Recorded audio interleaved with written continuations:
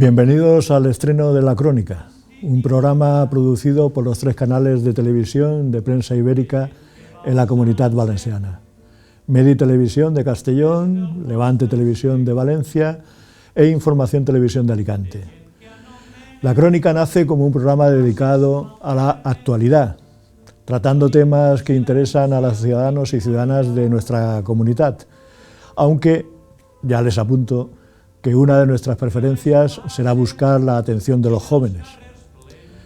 Contendrá tertulias o entrevistas, además de diversas secciones culturales.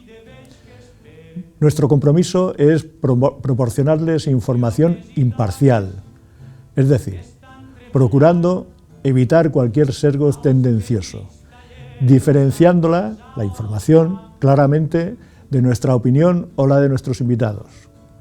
También declaramos nuestra firme intención de actuar con honestidad, garantizando el respeto hacia nuestros invitados, hacia nosotros mismos y, por tanto, hacia ustedes televidentes. Procuraremos que nuestras conversaciones y debates sean interesantes, amenos, sosegados. Rehuiremos las estridencias, las broncas y, por supuesto, los insultos.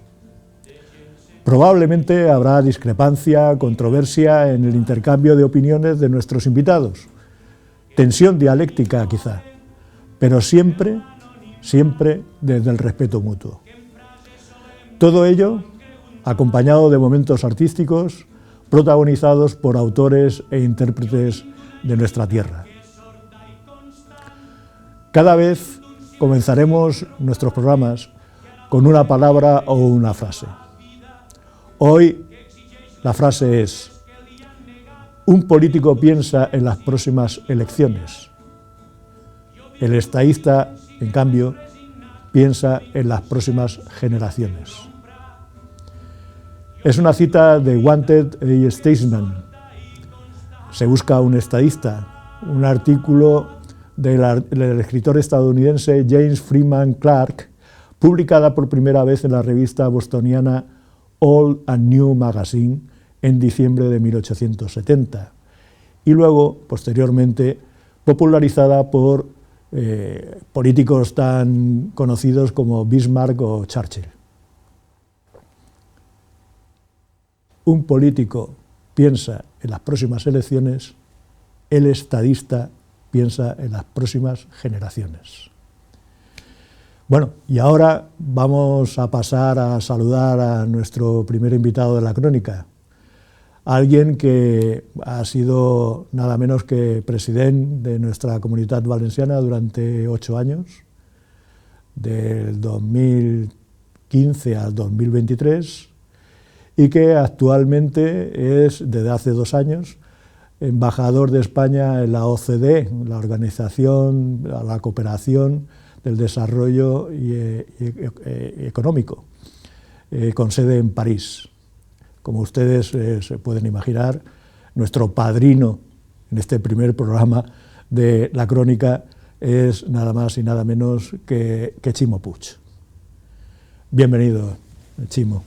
Muchas gracias, Gerardo, por invitarme y ojalá tenga vuestro programa toda la suerte que merecéis en este momento en el que hablar y sobre todo escuchar es tan importante. Pues muchas gracias por aceptar la invitación y ser nuestro padrino en esta inauguración, en este estreno. Hablando de la OCDE, que llevas 2 años allí de embajador de España, recientemente se ha dado a conocer un dictamen de la OCDE sobre el tema de las pensiones, en donde parece que recomendaban al gobierno español que hubiera una reforma del sistema de pensiones de cara al futuro, para que hubiera una sostenibilidad de las pensiones en el futuro. ¿Eso cómo lo puedes resumir? ¿Qué es lo que propone la OCDE? Bueno, esto es es un clásico de la OCDE. Es cierto que en este momento en todos los países del mundo hay una necesidad de hacer una actualización de sus sistemas de pensiones para garantizar la sostenibilidad. Eso es una realidad. España lo ha hecho y además lo ha hecho razonablemente bien. Lo ha hecho acordado, que es fundamental, con los agentes sociales y intentando darle una visión también de corto y medio plazo. Ahora bien, la OCDE, los informes de la OCDE, lo que intentan es plantear a largo plazo también una cuestión que tiene que ver con la esperanza de vida y con la natalidad. Y en ese sentido hay que ir ajustando el sistema en función de cómo vayan funcionando estos parámetros. Afortunadamente hay más esperanza de vida, con lo cual la lógica diría que hay que trabajar más. Pero también es cierto que, por otra parte, tenemos la irrupción de la inteligencia artificial, lo que va a significar eso en el valor trabajo, y por tanto todos esos son parámetros que hay que ajustar. Y la OCDE tampoco no es la Biblia. La OCDE da unas líneas generales y desde luego España está bastante más alineada que otros países, como por ejemplo Francia, en el que en estos momentos incluso se ha paralizado la reforma que se había aprobado, la reforma de pensiones. Al final hay que tener en cuenta que tenemos que garantizar las pensiones del futuro, pero también tenemos que ser conscientes que las actuales generaciones que van a entrar en jubilación ahora son también jubilaciones que han trabajado muchos años y que merecen también, por supuesto, el respeto de toda la sociedad. Pero ahora mismo la situación en que está atravesando nuestro gobierno, el gobierno estatal, con la incertidumbre que ahora mismo y la crispación que existe, la polarización, ¿tú crees que se puede abordar un tema tan importante como es una reforma de las pensiones, aunque sea no inmediato, pero en un futuro más o menos corto? Bueno, lo ha abordado este gobierno. Yo creo que lo fundamental es discernir lo que es el ruido de la realidad de los hechos, y entonces ahí es necesario que haya acuerdos. Otra cosa es que el clima atmosférico o político no sea el más razonable, ¿no?, y el más positivo para llegar a acuerdos. A mí lo que me preocupa siempre de los acuerdos es que parece que no se incentiven y que quien acuerda está posicionado en el hemisferio de la traición, ¿no? Y eso no puede ser. La política, por definición, tiene que ser pluralismo, diálogo y acuerdo. O sea, tiene que haber diferencias porque hay distintas maneras de ver los problemas, la sociedad. Tiene que haber puntos de diálogo y de fricción y de confrontación, pero finalmente tiene que haber una síntesis, tiene que haber alguna solución que sea lo más acordada posible y que tenga que ver con el pensamiento de la mayoría social. Y que tenga, además, esa mirada que decías al principio, ¿no?, de un cierto largo plazo, porque al final, si estamos jugando siempre a corto, pues los grandes desafíos de este momento no los vamos a poder superar adecuadamente. ¿Pero tú crees que es factible eso ahora mismo en la situación, el ambiente político que hay, de polarización, de enfrentamiento, de crispación entre dos bloques absolutamente adversos y que no quieren entenderse de ninguna manera? Bueno, habrá un día que no será así, estoy convencido. Yo creo que eso no es lo que necesita la sociedad. Y es verdad que yo no quiero hacer ningún tipo de partidismo, pero es cierto que los grandes acuerdos siempre se producen cuando el Partido Socialista está en la oposición. Parece que haya más capacidad de entender que es necesario el acuerdo desde esa perspectiva, ¿no? Nosotros aquí en la Comunidad Valenciana lo hicimos, con la Academia de la Lengua, con el nuevo estatuto, se ha hecho en distintas ocasiones.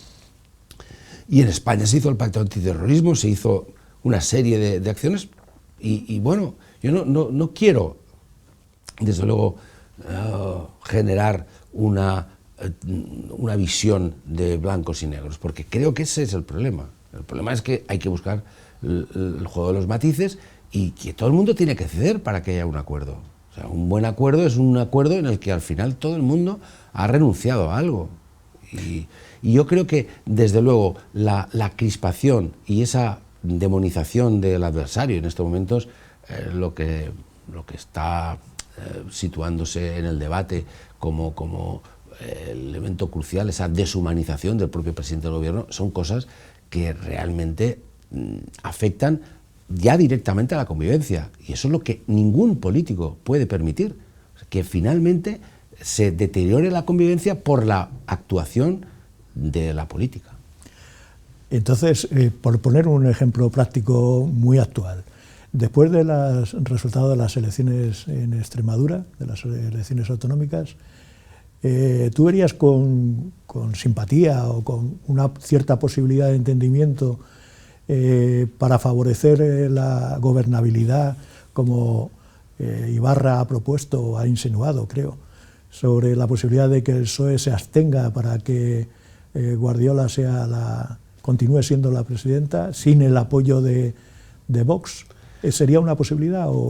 Bueno, en primer lugar, yo no quiero, me parece un atrevimiento intervenir sobre una cuestión que no conozco en profundidad, ¿no? Yo no sé el debate que se ha producido en Extremadura, ¿no? Por tanto, creo que no se puede decidir sobre Extremadura desde fuera de Extremadura, ni desde Madrid ni desde aquí, ¿no? Y por tanto, en primer lugar, respeto absoluto a las decisiones que se tomen en Extremadura.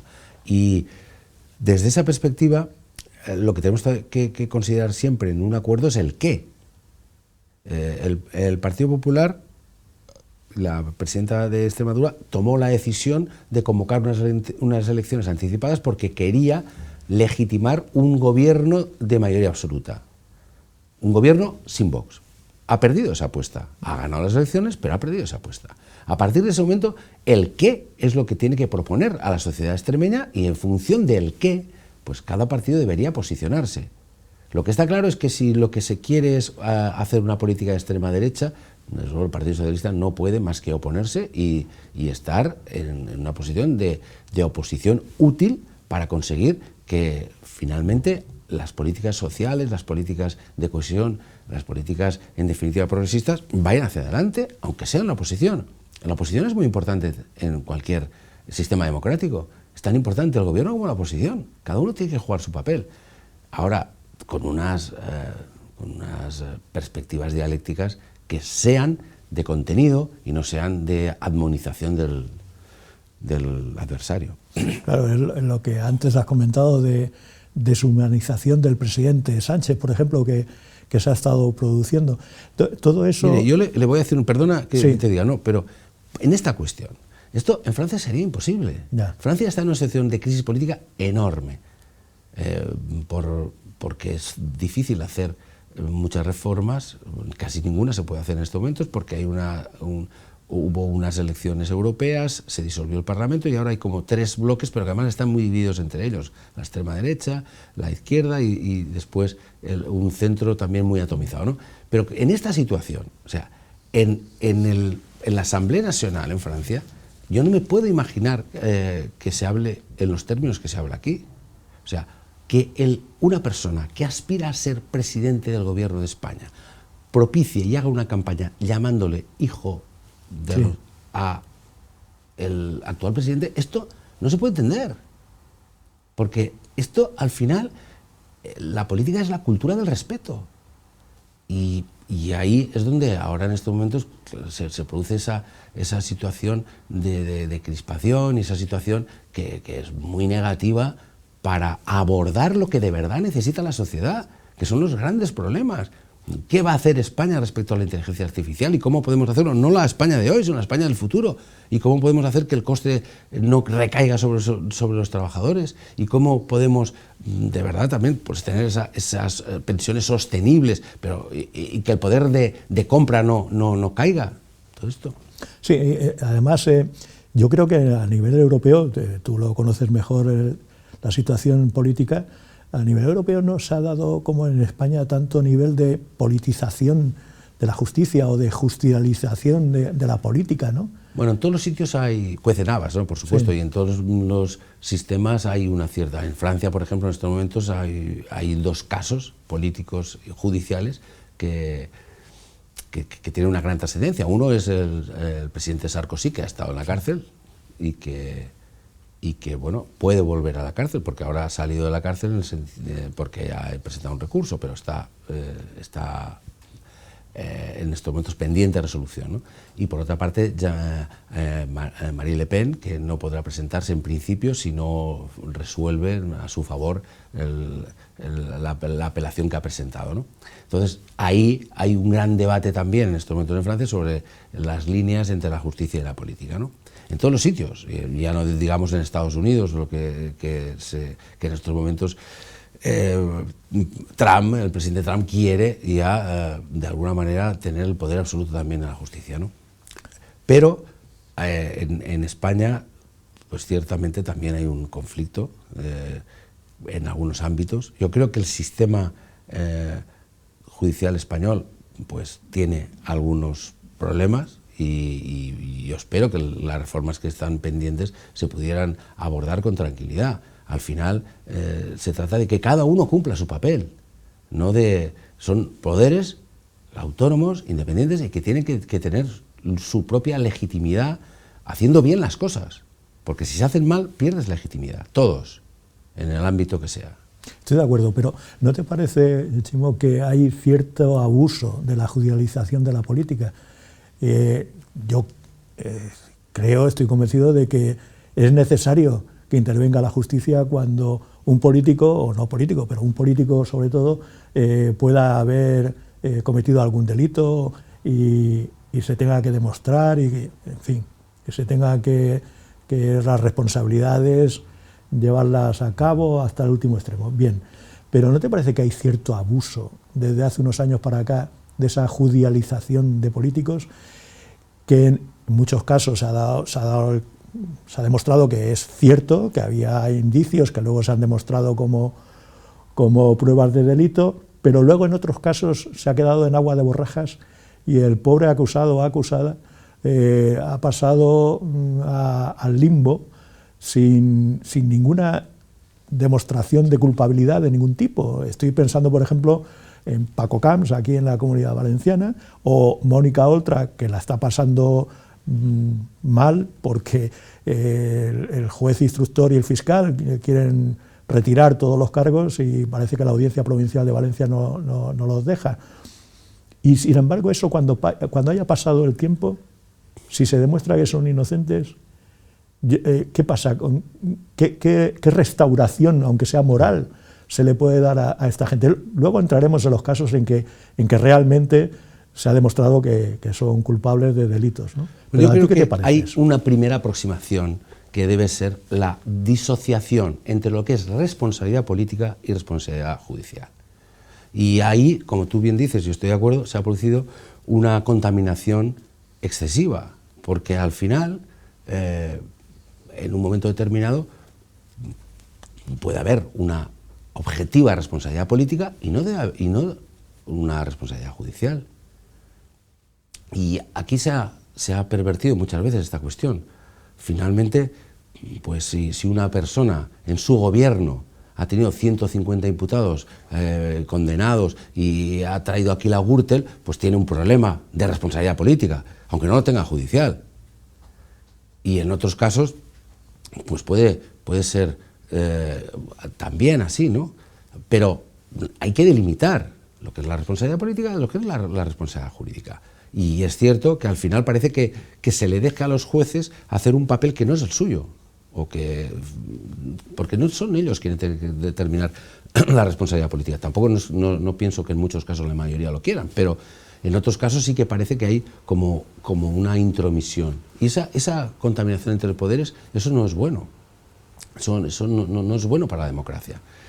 Y lo que está claro, por otra parte, es que es cierto que aquí en la Comunidad Valenciana hemos visto casos, como el de Jorge Rodríguez, por ejemplo, que al final pues no había nada, y después yo me pregunto muchas veces que aquellos que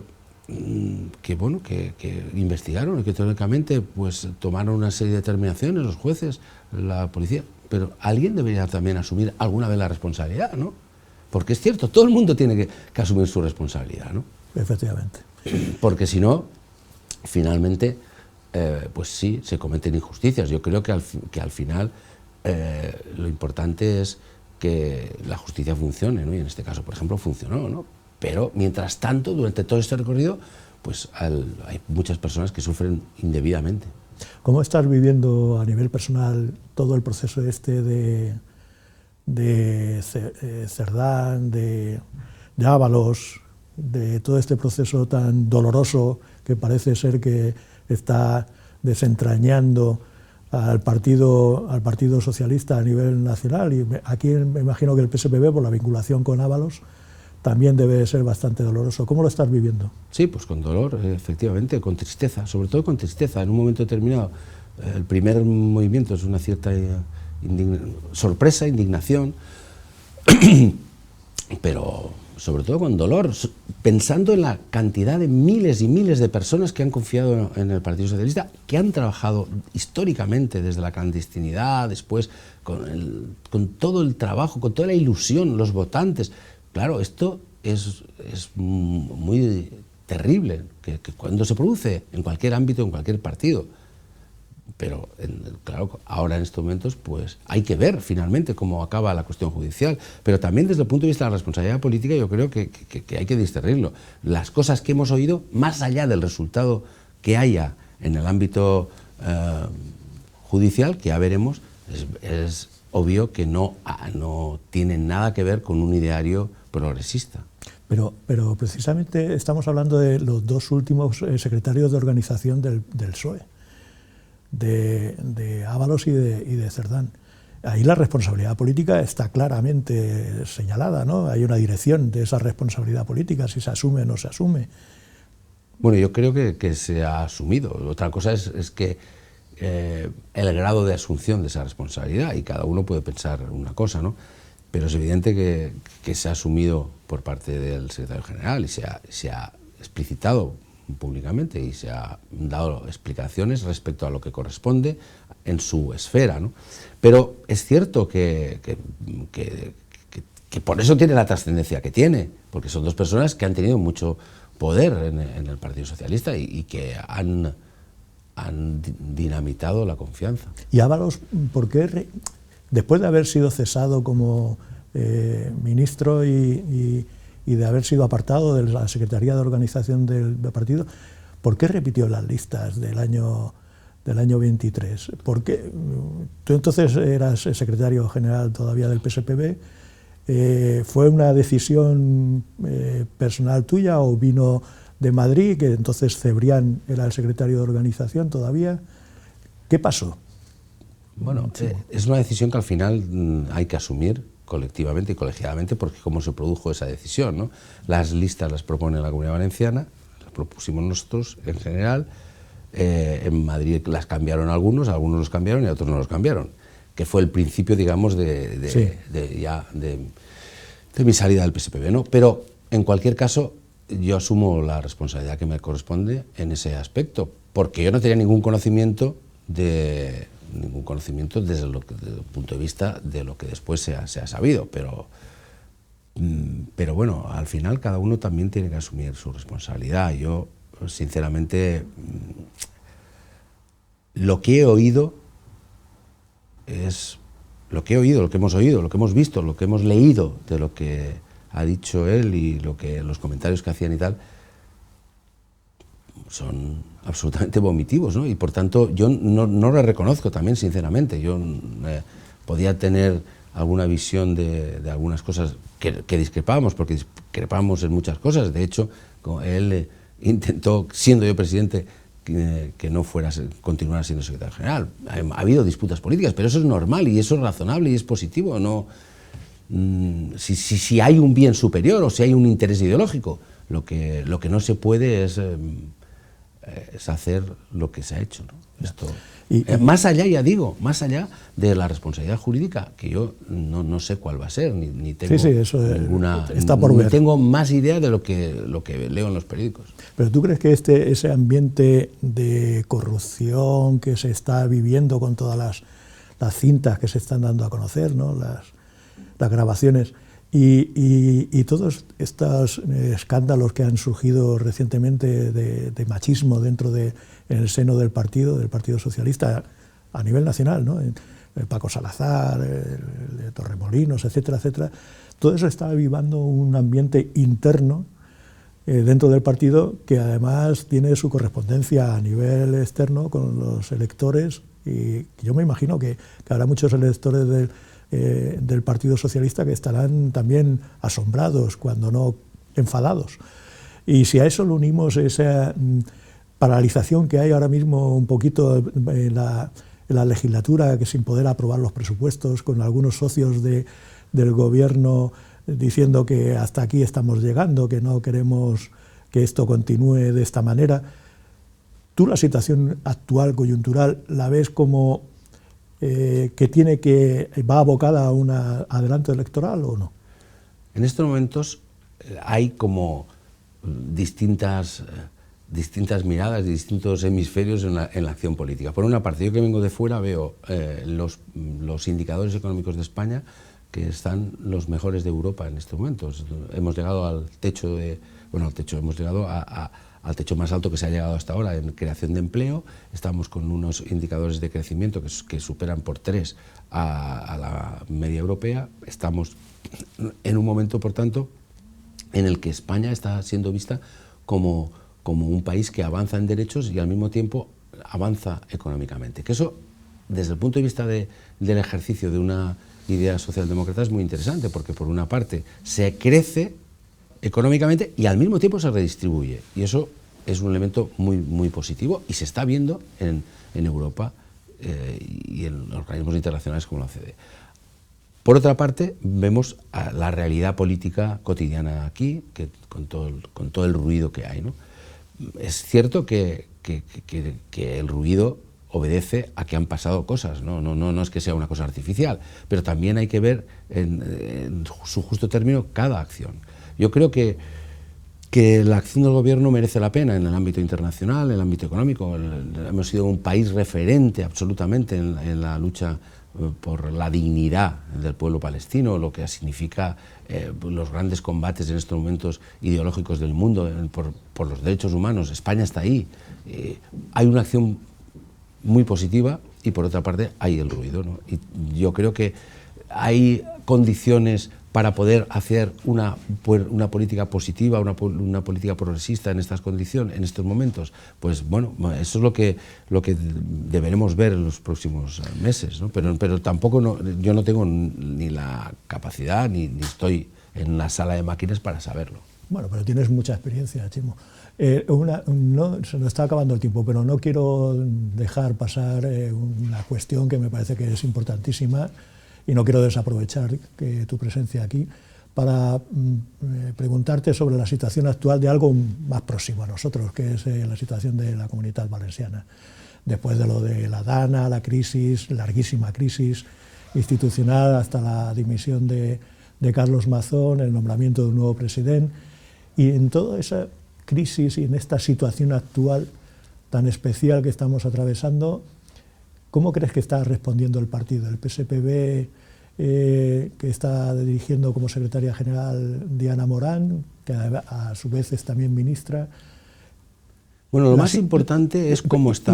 Y las dos mujeres que han salido del PSPV y que están a nivel nacional haciendo un papel importante, como Torró y como Bernabé, que por cierto están saliendo un poquito perjudicadas, si se me permite la expresión, por culpa de todo este Me Too socialista que está habiendo, por responsabilidades que tienen, una como secretaria de organización y la otra como secretaria de Igualdad.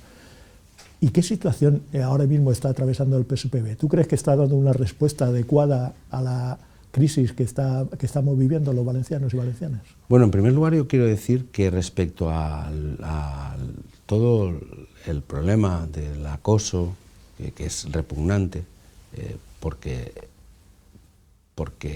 es una realidad.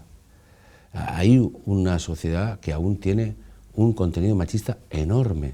Y es más, en estos momentos estamos viendo que algún partido de la extrema derecha hace de eso ostentación. Es decir, hablar contra el feminismo, decir que se ha llegado demasiado lejos en el tema pues todo esto forma parte de un imaginario machista que existe en esta sociedad, que existe en el Partido Socialista, pero que existe sobre todo en la sociedad. Y eso es lo importante, lo fundamental. No hay democracia si no hay igualdad de verdad entre hombres y mujeres. Es que no hay democracia real. Y en estos momentos hay aún enormes atisbos de que esa igualdad no llega. Y sobre todo es cierto que ha habido estos casos que han aparecido y que fundamentalmente pues también hay una capacidad de denuncia mayor, pero lo vemos con la violencia de género. Hay un caldo de cultivo excesivamente aún alejado de lo que es una sociedad de respeto. Por otra parte, ¿qué ha pasado en este tiempo en la Comunitat Valenciana? Pues, ha habido una sangría enorme de recursos institucionales, de recursos morales también, en lo que ha sido la gestión de la Dana. Ya no digo lo que pasó ese día, sino todo lo que ha venido después.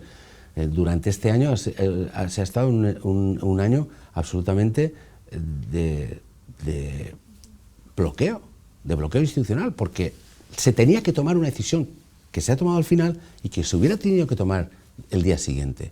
Se actuó de una manera irresponsable en el momento más difícil de la comunidad, no el más difícil, también vivimos anteriormente la pandemia y que causó muchos más problemas aún, pero bueno, la acción política de respuesta fue la que fue y no hace falta, más allá de lo que pase en lo judicial, en lo político está claramente referenciado y debería sustanciarse también en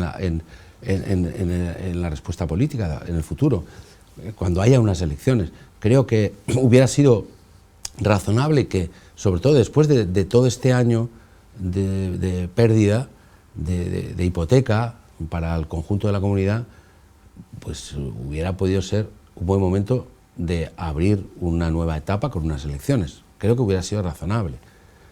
No ha sido así. Ahora hay una legislatura en la que el nuevo presidente tiene que decidir si hay ruptura y nuevo inicio o si hay continuidad. Desgraciadamente, en la formación del gobierno parece que hay una apuesta directa por la continuidad. Y la continuidad no es el camino, porque lo que ha venido del pasado no es lo que le conviene a la Comunitat Valenciana. En ese contexto es el Partido Socialista lo que tiene que presentar una alternativa, a mi parecer, lo más potente posible, y desde luego tiene activos, estas tres mujeres que has dicho, yo creo que son activos muy importantes del Partido Socialista, hay más gente y personas preparadas, pero sobre todo lo que tiene que haber es alternativa y conexión con la sociedad, y eso es lo que creo que en este momento corresponde a hacer al Partido Socialista. Y ya para acabar, ¿tienes tentación de volver? ¿Te apetecería mucho volver a la política a nivel de país valenciano o a nivel estatal? Bueno, la política está siempre. Yo ahora estoy en un cargo institucional representando a España, que para mí es un honor importante. Ahora estoy trabajando por el que haya más español en la organización. Creo que es importante como activo, porque todas las lenguas son un activo. Yo a veces, algunas personas que nos decían aquí que defendíamos demasiado el valenciano, el plurilingüismo es fundamental para entender que el mundo es diverso y que cada lengua es una puerta al mundo, ¿no? Pero lo digo porque ahora estoy en esto, ¿no? Estoy intentando pues, hacer mi papel lo más dignamente posible y representar a España. No estoy fuera mentalmente de lo que pase en el País Valenciano, en la Comunitat Valenciana, porque es mi pasión, mi manera de entender también la vida, y yo estoy pues siempre en disposición de ayudar a hacer algo de lo que pueda hacer, que no sé lo que puedo hacer. Lo que yo pueda hacer, por mí, desde luego, la Comunitat Valenciana es por lo que yo estuve en política. Yo entré en política cuando tenía 18 años por la justicia social y por el autogobierno, y en eso me mantengo, aunque sea pues, habiendo pasado muchos años, ¿no? Y aunque hayan cambiado mucho las cosas, creo que los intangibles continúan siendo los mismos, y por eso me ha dolido tanto en este tiempo el deterioro del autogobierno, el deterioro de la Generalitat, que la mala gestión que se ha hecho por parte de una institución básica como es la Presidencia de la Generalitat haya acabado afectando a la credibilidad de la institución entre los ciudadanos. Y eso es lo que no nos podemos permitir, porque la Generalitat es un gran instrumento a favor de la Comunitat Valenciana, pero tenemos grandes problemas y eso es lo que hay que abordar. En estos momentos tenemos una referencia económica que por una parte parece que sea positiva, pero que estamos alejados cada vez más de la renta media española. Estamos ya en 15 puntos por debajo. Esto es alarmante. Es alarmante que en los discursos oficiales que están planteando en estos momentos no aparezca aquellos que son los grandes desafíos, desde la inteligencia artificial hasta todo lo que tiene que ver con el cambio climático, que es fundamental. El cambio climático, un gobierno que dice que no existe el cambio climático es un gobierno peligroso para la Comunitat Valenciana. Pero bueno, podríamos estar hablando horas y horas. Te aseguro, Chimo, que hay muchas más cosas de las que me gustaría hablar contigo. Y si me lo permites, pues dentro de un tiempo te volveré a molestar y a pedirte y a invitarte a que vengas aquí, porque, por ejemplo, el último artículo tuyo publicado el domingo pasado fue magnífico, aquí en la prensa ibérica, en Levante, Información y Mediterráneo, y me hubiese gustado comentarlo contigo, porque es un tema que me gustó mucho tu artículo, pero me gustó también el debate que abres, ¿no?, sobre unos temas muy interesantes. Pero bueno... La confianza. La confianza, efectivamente. La falta de confianza. Exacto. Y la pérdida. Pero yo me imagino que nuestros televidentes y tú mismo nos estaréis preguntando qué hace este instrumento aquí en medio nuestro, ¿verdad? Y bueno, si te quieres animar y... No, gracias, mejor. No, está aquí porque en una pequeña sección cultural que queremos introducir en este programa, se lo vamos a dedicar a la gente joven. Y en esta ocasión, pues quiero que recibamos a Alex, que nos va a acompañar ahora en estos momentos. Alex, por favor.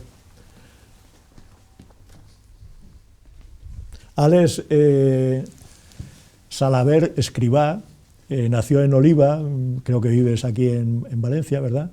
Sí, bueno, estudio aquí, entonces sí. Voy cambiando. Pero tiene sí. 18 años, está terminando los cursos en el Conservatorio de Música de Valencia, ¿no? Empezando. Estás todavía. Sí. Y además es estudiante en la Universidad de Ingeniería Aeroespacial, con 18 añitos. ¿Qué te parece, Chimo? Pues magnífico, esto es el futuro. Es el futuro, ¿verdad? Y por eso, muchas veces cuando se hace ese diagnóstico tan negativo del futuro, yo creo que nosotros tenemos a las generaciones más preparadas y los que vienen van a estar más preparados aún. Por tanto, gran confianza en el futuro. Lo que tenemos que intentar es generar digamos, más cohesión social, menos desigualdad, más capacidad de oportunidades para los jóvenes, que es fundamental, y que ellos vean que tienen oportunidades porque las tienen, porque si no, pues es que este es uno de los graves problemas que atravesamos, de los que hablamos, ¿no? Y es que los jóvenes no se sientan concernidos por un proyecto colectivo. Alex, ¿por qué elegiste de todos los instrumentos musicales que hay, por qué elegiste el violonchelo? Pues yo, bueno, cuando yo empecé, que era pequeño en la escuela de música, yo no empecé con el violonchelo, empecé con el clarinete y bueno, también veía pues a compañeros que están ahí que tocaban el violonchelo y pues me gustaba. Y cuando me tocó ya ir a hacer las pruebas para el elemental en el conservatorio, dije pues también tenía las dos opciones del clarinete y el violonchelo y cuando me tocó elegir ya no quedaban de clarinete, entonces dije pues voy a coger el violonchelo. Y a partir de ahí continué con los dos un tiempo y al final decidí que el que me gustaba era el violonchelo. ¿Y cuántos años llevas tocando el violonchelo? 11 años ya. 11 años. Sí. Imagínate. Desde los 7 años. Qué maravilla. Y encima estudiando en la universidad, ¿tienes tiempo para salir con tus amigos y divertirte y amigas y eso o no? Sí, se busca y al final se puede tener, sí. ¿Sí? Con organización y... ¿Y cuánto tiempo le dedicas, por curiosidad, al día a las redes sociales y a todo esto? Pues no mucho porque no tengo, pero... ¿Ah, no tienes redes sociales? O sea, sí, lo que no tengo es tiempo. Ah, vale. Pero pues cuando tengo mi tiempo libre sí que le dedico un poco a... Muy bien, muy bien. Te admiro, de verdad. Oye, ¿qué nos vas a tocar? Pues voy a tocar el preludio de la primera suite de Bach para cello solo. Esa es una pieza barroca del siglo XVIII, Sí. ¿no? Y que tengo entendido que se ha convertido en un leitmotiv cultural, ¿no? Porque se ha oído mucho en muchas películas, ¿no? Y en algunos anuncios publicitarios también, ¿no? O sea, que Sí, dentro de lo que cabe es sí. una música clásica popular, ¿no? Sí, es bastante famosa, sobre todo desde que Pau Casals, Claro. que era un violonchelista, que la descubrió. Cuando quieras, Alex.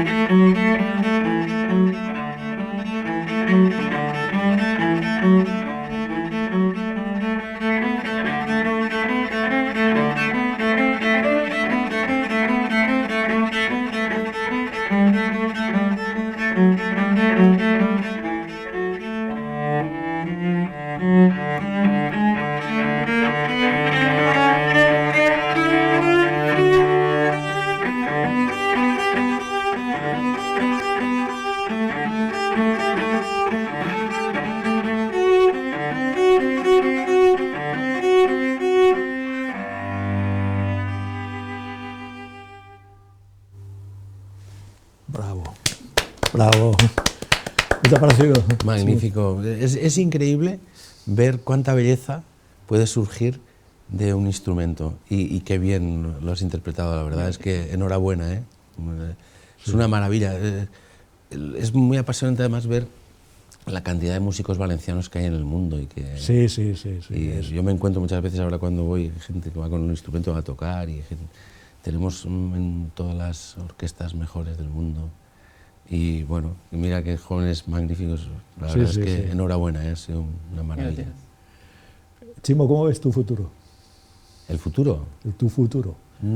Bueno, esto es ya estamos en una edad que es el día a día, ¿eh? O sea, que bueno, yo la vida me ha tratado bien, tengo personas que me quieren, personas que quiero y nada, aspiro pues a tener ilusión cada día por oír música, por ejemplo, como tan bonita. La cultura es fundamental. Muchas veces hablamos siempre en términos económicos, pero incluso en la educación, ¿no? Se dice, no, pues ¿para qué sirve la música, ¿no? ¿Para qué sirve la literatura? Pues esto es el valor de lo inútil. Lo que es inútil es lo más valioso. Sí. Y eso, por eso, claro... La diferencia entre una flor y una patata. Exacto. La patata es útil, la flor no, pero sin embargo la belleza y la hermosura la tiene la flor. ¿Cómo se puede medir la belleza de esta obra que acabamos de escuchar? Efectivamente. Pero esto afecta al corazón, ¿no? Y afecta a los mejores sentimientos. Bueno, estos días que además pues intentamos, ¿no? que haya un clima de mejores sentimientos, pues la música ayuda bastante. Claro que sí. ¿Y tu futuro, Alex, cómo lo ves? Pues yo, la verdad es que no lo tengo así muy... Pero lo que sí que veo es como un sitio donde voy a poder disfrutar de las dos cosas que más me gustan, que son tanto la música como las ciencias.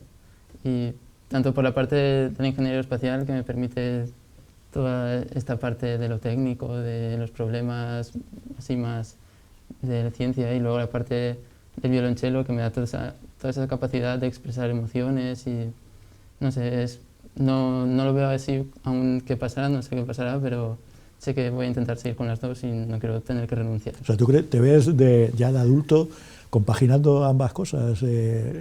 Tu carrera como ingeniero aeroespacial y tocando el cello. ¿Te ves así? No sé si será posible, pero por lo menos intentarlo, sí. Ay, qué bonito. Claro, es que la ciencia, claro, la ciencia y la cultura, esto es como Leonardo da Vinci, ¿no? Unas cosas más visión, y es verdad, cuando a veces se decía, no, es que la ciencia va por un lado y las letras, la cultura va por otro, es mentira. Y vamos, esto es una fusión magnífica en tu persona, ¿no? Que es una manera... el humanismo, claro, del futuro, el futuro del humanismo, ¿no? Pues eso sería un buen futuro para todos, el humanismo. Sí. Bueno, pues muchísimas gracias a los dos. Chimo, tenemos una pequeña sorpresa, un pequeño regalo para entregarte. Muchas gracias. Te lo va a hacer entrega a Ortifus, que es una caricatura muy amable que te ha hecho. Hombre. Y queremos que sea el sello de nuestro programa para nuestros invitados. Muchas gracias. Muchas gracias, presidente. Muchas gracias a tú. Ostras, qué chulo. Muchas gracias. Ponte aquí, Toni, por favor, aquí. ¿Aquí? Ahí. Bueno, es un honor para mí, además que sea Ortifus. Toni, muchas gracias. És un gust per a mi grandíssim. A més, varen compartir en animació un bon Nadal, el Nadal valencià. Sí, que va a ser muy bonito. Son ideas de esas que es una lástima que no. Se nos queda. Chimo, hemos puesto al principio, como tu bienvenida, una canción de Raimon, y ahora estamos poniendo otra canción que tú nos has dicho que te gustan para tanto la bienvenida como la despedida. ¿Por qué has elegido esas dos canciones? Bueno, he elegido el Jo vinc d'un silenci porque es mi manera de mis raíces, ¿no? Que es el país y es, bueno, pues el Jo vinc d'un silenci habla mucho de eso, ¿no? De dónde venimos nosotros, ¿no? Sí. Y esta canción es de una chica muy joven, 24 años, que se llama Zhao de Zhagan, y habla de los rayos en una tormenta y cómo debajo de las nubes siempre surgen pues las conexiones con la gente que quieres. Y la verdad es que es una canción muy bonita. Y os aconsejo además que a Zhao de Zhagan, que es muy buena. Bien, bueno, pues hasta aquí hemos llegado en este estreno de la crónica. Hemos tenido el placer, la oportunidad de tener como nuestro primer invitado nada más y nada menos que a Chimo Puig, un hombre que ha demostrado que la política es efectivamente una actividad noble cuando se ejecuta con honestidad y con responsabilidad. También hemos tenido a un joven de 18 años, Alex, que está combinando, simultaneando sus estudios de ingeniería aeroespacial con sus muchos años de estudio del violonchelo y que sueña con que en su futuro como adulto poder seguir combinando ambas actividades. Y también hemos tenido como sello final una entrega de una caricatura amable y muy sentida por parte de Toni, de Ortifus, conocido de todos los lectores de Levante, y que con ello queremos pues dar la despedida a este programa, a este estreno, que esperemos que les haya gustado. Si es así, pues les esperamos para el próximo programa. Mientras tanto, por favor, sean felices. Nada.